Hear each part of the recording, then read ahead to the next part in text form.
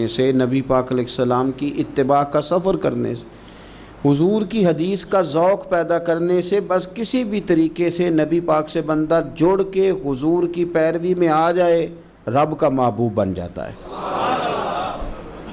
एक बात अच्छी तरह अपने जहन में बिठा लें कि इस्लाम बिल्कुल फितरती मज़हब है,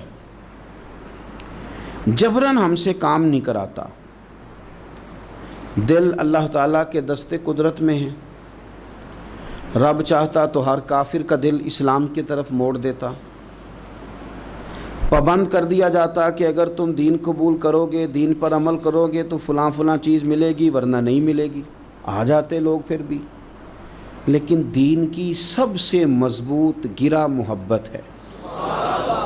रब कहता है तुम इस तरह करो, आओ ना तो अल्लाह से भी प्यार करो, और रब फरमाता है फिर मेरे महबूब से भी प्यार करो। मुझसे